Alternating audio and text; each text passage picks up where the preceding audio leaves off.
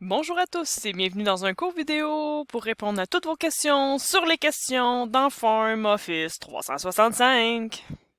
La première forme de question qu'on va regarder ensemble, il s'agit de la question à choix multiples, c'est celle que vous allez utiliser le plus souvent.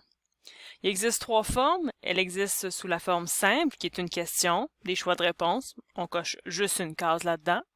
Il y a la forme avec un choix autre, donc encore là une question, un seul choix, puis la dernière option autre et on précise la réponse avec une ligne, ou finalement sa forme la plus complexe avec plusieurs réponses possibles et parfois même un choix autre. Donc on a une question, plusieurs choix, possiblement plusieurs cases à cocher, la possibilité d'avoir un autre et de préciser. Tout ça, toutes ces formes de questions se font avec la même forme de question sur Form. On va regarder ça tout de suite. Nous voilà comme par magie dans notre form. Alors, pour ajouter une question à choix multiple, je dois aller sur le plus Ajouter, puis choisir simplement l'option Choix. Je vais pouvoir inscrire ma question, mes choix de réponse, ajouter une option au besoin avec l'option Ajouter une option. Si j'ai un autre, cliquez sur l'option Ajouter une option autre. Si vous avez plus d'un choix possible, vous pouvez activer cette fonction dans le bas de votre fenêtre de questions sur plusieurs réponses. Et voilà. L'aperçu sera comme suit. Les questions, lorsqu'il y a plus d'un choix de réponse, c'est des carrés. Lorsqu'il n'y a qu'un seul choix de réponse, vous allez voir, ce sera des ronds. Et l'option Autre qui permet d'écrire. Pas plus compliqué que ça. J'en profite pour vous présenter la question à choix multiples double.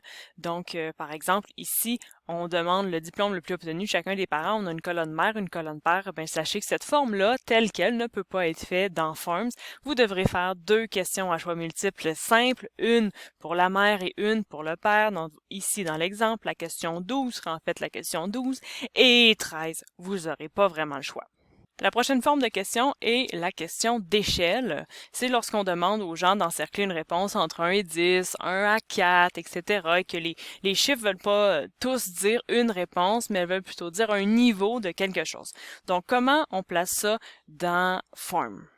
Eh bien, sur Form, dans Ajouter, vous avez l'option Évaluation et c'est ici que vous allez pouvoir écrire votre question et indiquer le nombre de niveaux. Les niveaux vont de 2 à 10. Et vous avez par défaut des étoiles, mais vous pourriez décider que c'est simplement des nombres tels que j'avais montré dans mon exemple tout à l'heure. En aperçu, vous allez avoir votre question et simplement la case à cocher sous les numéros. Regardons maintenant la question ouverte. La question ouverte peut avoir l'air de ceci, donc vous avez une question, plusieurs lignes de réponse, mais vous pourriez aussi avoir simplement une très petite ligne où on demande aux gens qu'un seul mot.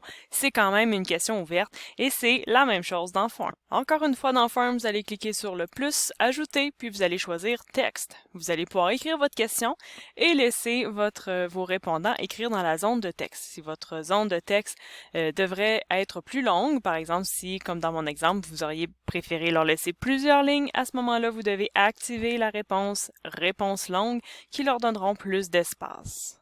Donc, dans l'aperçu, vous allez avoir votre question et simplement un carré plus ou moins grand selon vos options qui leur permettront d'écrire leur texte.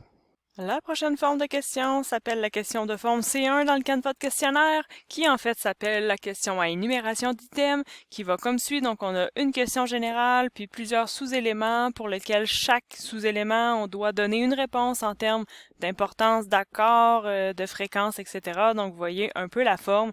Cette forme-là, elle est possible dans Form. On regarde tout de suite comment.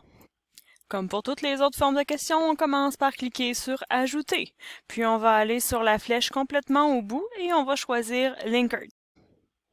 Linkert, en fait, vous allez reconnaître exactement la forme qu'on vous a montrée tout à l'heure. Donc, vous pouvez inscrire votre question, inscrire vos sous-éléments, inscrire votre échelle, en enlever ou en ajouter au besoin, ajouter autant d'affirmations de sous-éléments que vous avez besoin.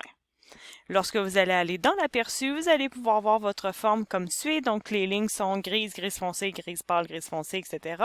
Vous avez vos options, votre question, donc elle devrait ressembler en tout point à ce que vous aviez dans votre version papier. Dernière forme de question que je voulais vous montrer, c'est la question de mise en ordre. Donc, on vous la présente souvent comme ça dans le canevas de questionnaire. On vous donne des éléments. On vous demande, entre parenthèses, d'inscrire l'ordre, ici l'ordre d'importance, mais ça pourrait être l'ordre de présence, l'ordre du plus au moins, etc., entre différents éléments. Donc, comment on fait ça sur Form? Alors pour la dernière fois du vidéo, on va cliquer sur plus ajouter. On va aller dans au bout sur la flèche et on va choisir classement.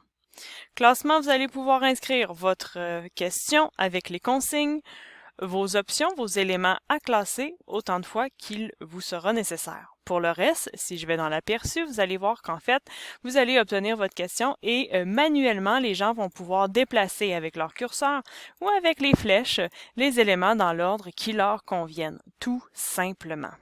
Et voilà, vous venez de faire le tour des questions les plus utilisées sur Form. Il en existe quelques-unes autres. Si vous avez des questions, gênez-vous pas pour me demander.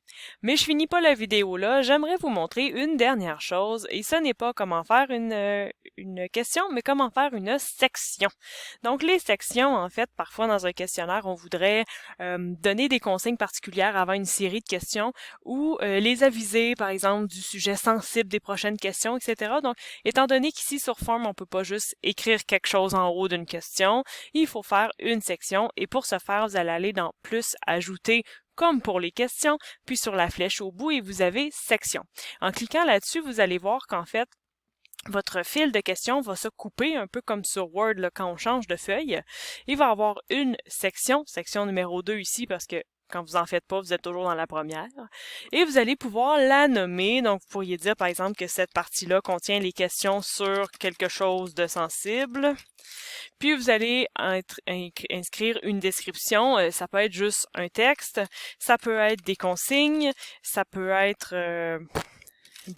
faire attention à, etc. Donc, vous dites là ce que vous avez besoin de dire, puis ensuite, vous allez pouvoir tout simplement ajouter les questions de cette section-là, comme on le fait dans le reste du vidéo. Et voilà, donc ça va faire le tour pour ce vidéo sur l'ensemble de ce qui vous est disponible dans Form pour le cours d'IPMSH du Collège de Maisonneuve. Et si vous avez d'autres questions, gênez-vous pas pour me faire signe. Bye!